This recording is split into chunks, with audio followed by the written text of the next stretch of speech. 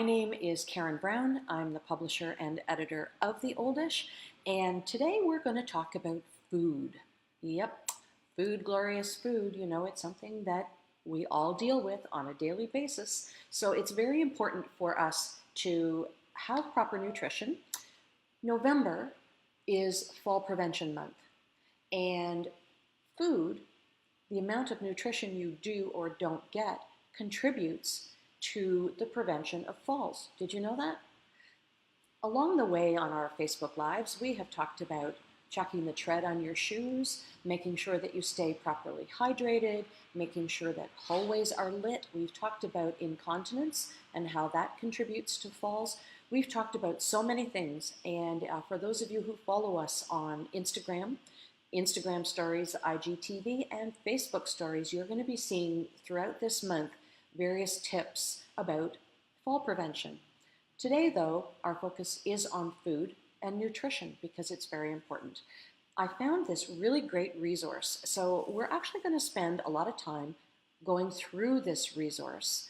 And for those of you who have special foods that you like, things that you find easy to prepare, your own tips and tricks that have worked for you, please put them in the comments below. And although I won't be able to see them as we go through the guide, when we come back to the big screen, I'll be able to see them, and we'll be able to share them with people. For those of you who are watching it on replay, please leave your tips and tricks and your favorite kinds of foods in the comments as well, so that everybody can have a chance to see it. Okay, so let's get that stuff turned off, and then I'm going to take you to this guide.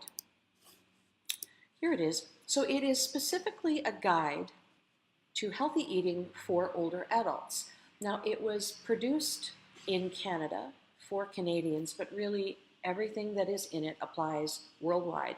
So this guide, by the way, I will put the entire thing, it's a PDF document, but I'll put the link to it below in the comments later on today, and you'll be able to have access to all of it as well. It covers a lot of things. People who are gaining weight, losing weight, forgot to eat breakfast, veggies and fruit, calcium, protein, having trouble eating. It really covers a lot of ground, and I hope you'll see why I thought that it was a valuable thing for us to deal with today. So maintaining a healthy weight is absolutely important, and the nutrition and the exercise that are involved with your daily life matter. So we're going to carry on down here. This in particular is something that I want to take a look at with you. Now, for those who live alone, it can be very difficult to find foods that are sort of quick and go-to because not every day you feel like eating. But it's important that those snack foods that you have around be healthy for you. I know this is a problem for me. I still work and I eat my breakfast and I focus on my work, and by the time I realize I'm hungry, I'm ravenous. And it's usually around 2 or 3 in the afternoon, and I realize I've forgotten to eat and I want to eat now. So having these kinds of things around my house is really helpful, and I like this list. I've actually taken several items from this list and put it on my own list for groceries. So unsweetened applesauce. Unsweetened is really important. Okay, sugar is the enemy. When it's not natural sugar that appears in a food, don't add extra to it. You're not doing yourself any favors. Low-fat popcorn. You know, for people who have dentures, that might be something of a problem. But for those who have no problem with popcorn, that might satisfy the need to feel like you're getting a little bit of a snacky feeling when you have that. Low-fat cheese and crackers. You know, in Italy, which is a country that I visit as often as I possibly can, having a plate of breads and cheeses and meats like prosciutto and salami sliced up is a very natural thing to have around. Substitute the bread for low-fat crackers or something that you like that gives you that crunch, and you'll be right in tune with the Italians and be eating a snack that's really healthy as well. Fruit, fresh or canned. We're going to talk about frozen fruit a little later on. Hard cooked boiled eggs, I always have those in my house. Hot or cold cereal. Oatmeal, of course, is a great go-to. Frozen yogurt with berries, sure, but how about regular yogurt as well? And you can add your own fruit to it. Yogurt and fruit, toast and peanut butter, canned soups, veggies and dip. Now that's a really good one. Veggies and dip are down here on the list. You can buy veggies and dip all prepackaged if you like. However, a more reasonably priced alternative is to buy some vegetables that you like and chop them up when you're feeling like you've got the energy to do that. Bag them, freeze them, whatever you want to do. And hummus. Hummus is my go-to dip. I just love it. It comes in so many different flavors now. I really enjoy that. So the Canada's Food Guide is there on that page as well, and it shows you what your plate should look like.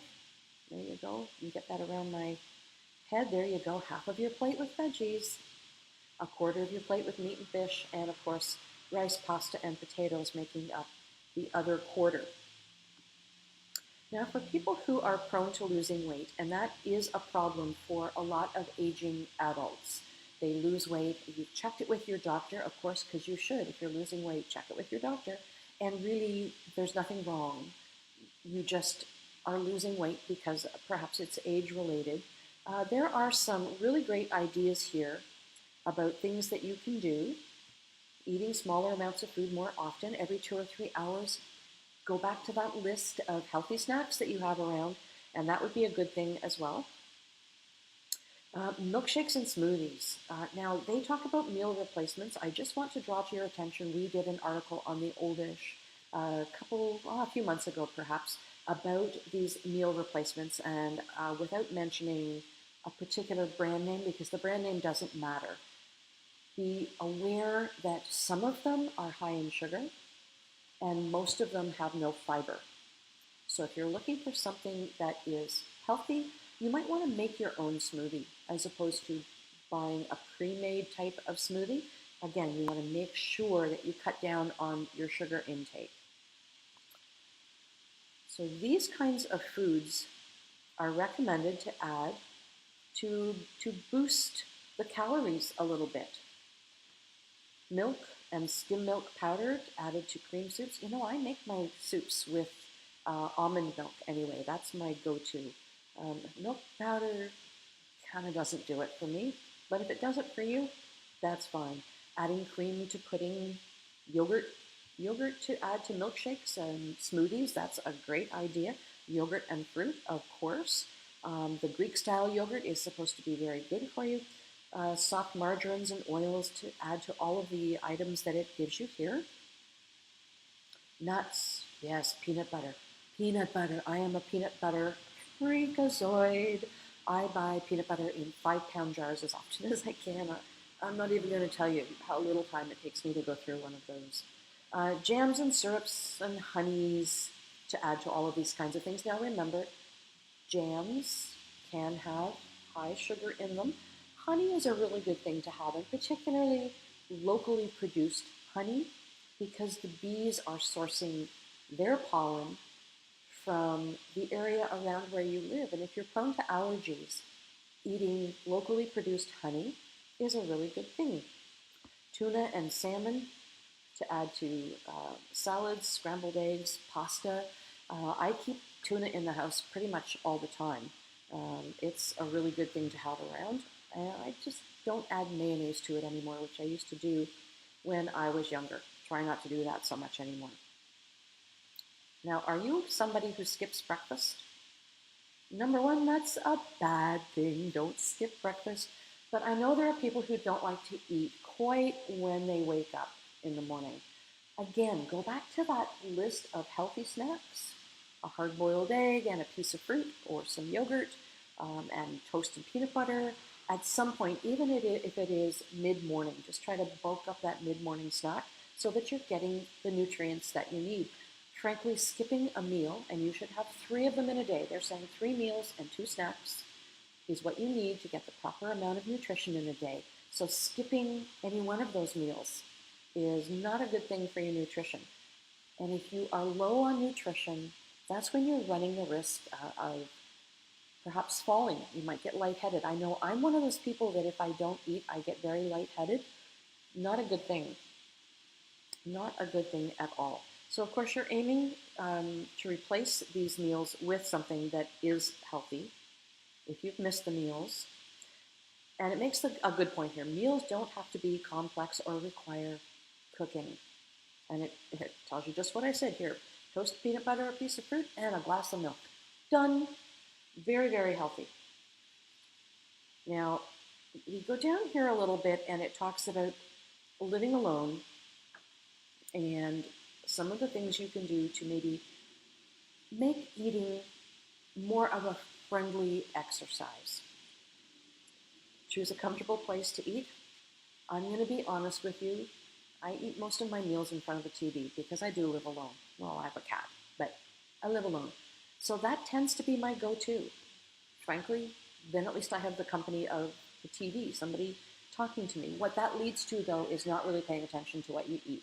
So I have to pay attention to what I eat as I'm preparing it and putting it on the plate so that I know it's healthy. Gives you lots of different tips here. Okay, veggies and fruit. Now this is a really interesting section, and veggies and fruit are where I fall down. Some of you who have been longtime viewers of this show will know that last Christmas I asked for and received a vegetable, a fruit and vegetable grinder. It actually pulverizes the fruit and vegetable into liquid, and the pulp that comes out of there, it's dry. There is nothing left of the pulp. So really, that is healthy for me to make these fruit juices. And then I can add in something like kale, which I don't love. Don't love kale. It tastes, well, I won't even tell you what it tastes like because I'm sure that some of you really love kale.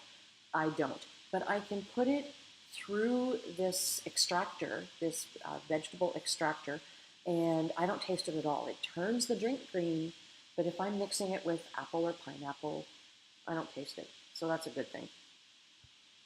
So it's talking here in this document about adding berries or sliced banana on top of cereals, adding a green salad to your lunch, so you can prepare salad ahead of time and bag it.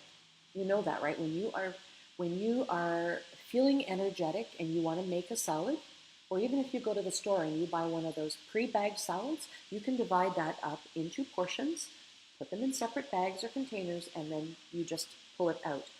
And I'm going to suggest to you here, the salad dressing makers are not going to love me, but don't use salad dressing, prepared salad dressing. A little bit of oil and some lovely balsamic vinegar, much healthier for you. And then you're getting some of your healthy oils. And my favorite balsamic vinegar, currently and for a long time actually, has been fig. I love a good fig balsamic. And mixing that, and I mix it 1-to-1. I know people use different proportions, and I don't get fancy about it. I just hold it over the salad and I pour it until it looks like I've got enough, and that's it. I'm very simple about that sort of thing. Avocados are a high-fat fruit, but they are a good, healthy one. So that's a good thing to have around. I usually keep those around in the house. Adding veggies to pizza. Now that's a really good idea. I'm gonna tell you an idea that I do for pizzas. You can buy naan bread, Naan, naan bread, or any kind of sort of portioned pizza. If you can buy individual pizzas, that's great. But naan bread works as well. A little bit of tomato sauce, a little bit of pepperoni or prosciutto or salami, whatever you like. Put some vegetables, you cut up some broccoli or some cauliflower. If you like pineapple, go for it. Don't you let those pineapple haters tell you that it doesn't belong on pizza. Put it there if you want it. A little bit of mozzarella cheese into the oven. Doesn't take very long. And you have a personalized pizza. Now they are good. They are really good. You know what else you can use are muffins, egg muffins. You can use those as well for pizza. Just split them in half, and then you have 2 pieces, and you can make your little personal pizza. That works really well. Add frozen fruit to yogurt. Okay, now that's a really good tip. Let me talk to you a bit about frozen fruit. For those of you who, like myself, live in a snow belt area, getting fresh fruit in the wintertime is pretty tough. You can't even get it now except for apples. So frozen fruit in bags, it is frozen as soon as it's picked.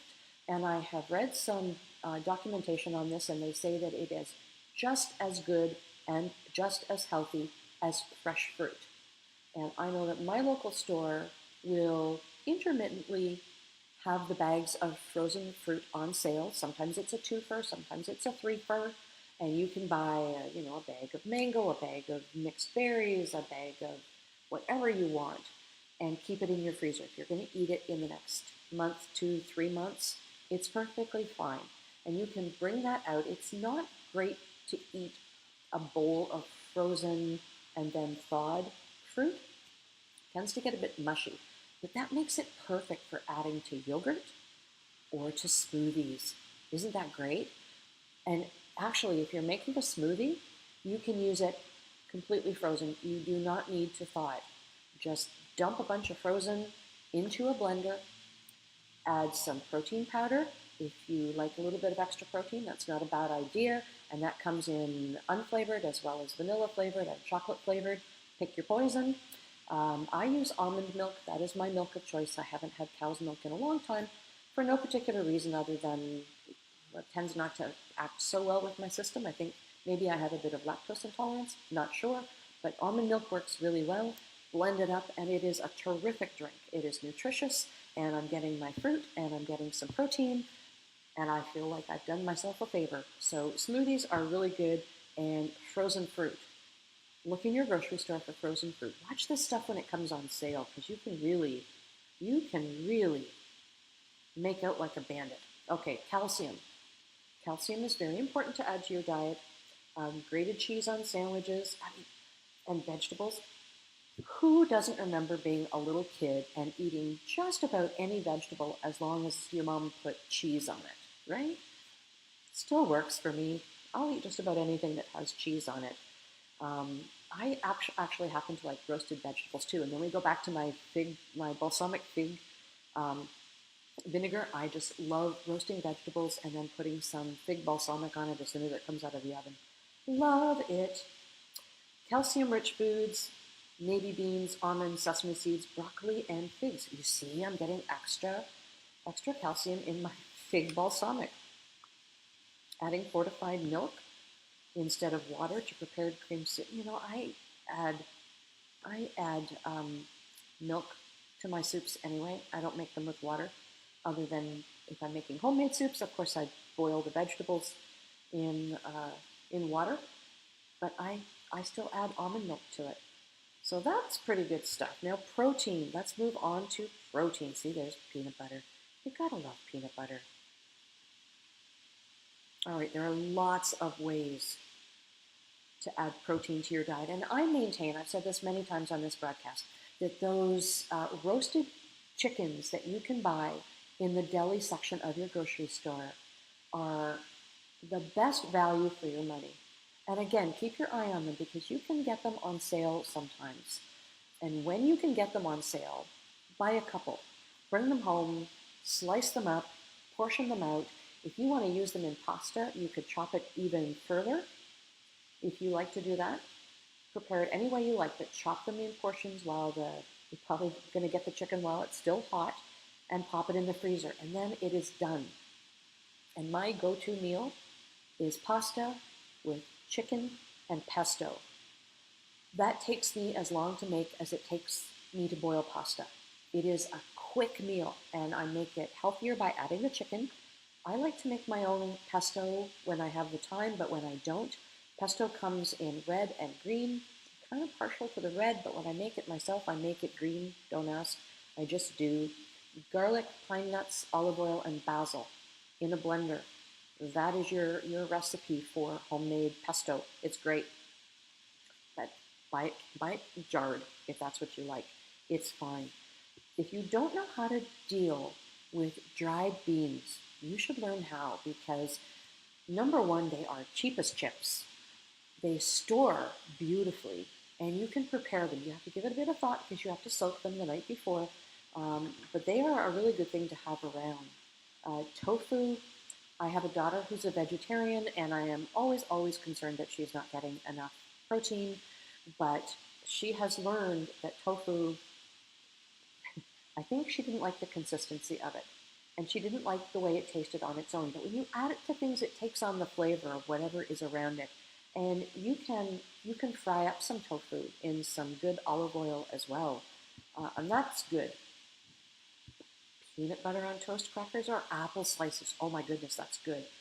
Peanut butter and apples. You have apples in your vegetable stash. That is good. And of course, having canned tuna or salmon and boiled eggs. Now, it even gives you some tips here about legumes and their reputation for making you a little gassy. All right, so let's get a little bit serious about some older adults who have difficulty swallowing and chewing foods that aren't soft. There's a whole page on some things that you can do if you are one of those aging seniors who has difficulty with foods that aren't soft. Okay? Thicker liquids are sometimes easier to swallow than thin liquids. That is maybe counterintuitive to some of you, but it is indeed the truth. Adding gravy or a sauce of some kind to soften and moisten foods, that is really good. And of course, on the left-hand side here, you see that if you're having problems with your teeth or your gums, see your dentist, because it could be something that is diagnosable and therefore fixable. All right, so do make sure to do that. But then it's got this whole section on foods that you can use to still make sure that you are eating from all of the food groups. This is brilliant. Grain products, oatmeal. You know, oatmeal, I remember my grandpa, he had this disgusting looking oatmeal pot because he lived alone, and I think he just rinsed the pot out, but he only ever used it for oatmeal. And I remember him every night before he'd go to bed, he would prepare his oatmeal. It would soak in water, and the next morning he'd come down and he'd turn the stove on and he'd make his oatmeal. He had oatmeal 365 mornings a year. That was my grandpa. And I think it is a good thing. I'm going to encourage you not to buy the individual packets of oatmeal, or at the very least, read the ingredients. Like a lot of prepared foods, some of those prepackaged, portioned oatmeals can have a lot of extra sugar in them, and that's what you don't want. Now, I like brown sugar with my oatmeal, but I like to add it myself so that I know what I'm getting. So you can make yourself some oatmeal. Buy a big bag of oatmeal. You know, they come on sale as well, but it's cheap anyway, even when it's not on sale. Oatmeal is cheap, and you can buy the large flake or the small flake, whatever makes you happy. You can add fruit to it. Again, that frozen fruit that you're going to keep. You add some of that frozen fruit to some hot oatmeal, it thaws pretty quickly. You can add a little bit of brown sugar. You can add some milk, whatever kind of milk you like. For me, it would be almond milk, but you can do whatever you like. And that is a good, hearty breakfast. In fact, I was reading through this list and I put oatmeal on my grocery list because it is that time of year where it just feels like oatmeal is a good go-to breakfast. So my go-to then would be oatmeal with a little bit of brown sugar, perhaps a little bit of fruit, and I've got to have my piece of toast with peanut butter. That is my breakfast. Yep. Okay, so you read on down here and you can see yogurt, you can see vegetables that are well cooked. I like my vegetables usually cooked the way that I cook my pasta, which is al dente, but just cook them a little longer and you will have nice soft vegetables. Canned fruit in their own juices. Again, watch the sugar content. That unsweetened applesauce will be good for you. Remember, we looked at that on the very first page. Shepherd's pie, pierogies, spaghetti sauce, chili, soups. When you are feeling energetic and feel like you can make all of this stuff, make it and then portion it out, stash it in the freezer. Again, your freezer is going to be so full if you start doing this stuff after today's broadcast. You're gonna be so grateful for having that. But even if you don't, you can buy these things already prepared. Again, I caution you to look at the ingredients, make sure you're not getting too much sugar. And I would also encourage you to look at the kinds of things that your local church ladies produce. We have a church here in town that makes turkey pot pies and chicken pot pies on a fairly regular basis. And man, you have got to get your name in there early or they sell out. They are gone, gone, gone. So again, food textures. We're back to food textures. Custard. I haven't had custard in ages. This is making me hungry. Mashed potatoes. Mashed potatoes are so easy to make, aren't they? Now, you can buy them already done, but I kind of think that they're made with potato flakes, not real potatoes. Read the ingredients. Read about them. And actually, you can add to mashed potatoes turnips, squash, yams, sweet potatoes. You can combine those. So you are getting a double whammy serving of vegetables, and they are so good for you. Soft fruits, pasta, pureed entrees, scrambled eggs, tofu, ground meats, all of those things are available for you. We're almost at the end of this document. So now on the right-hand side, drink water often.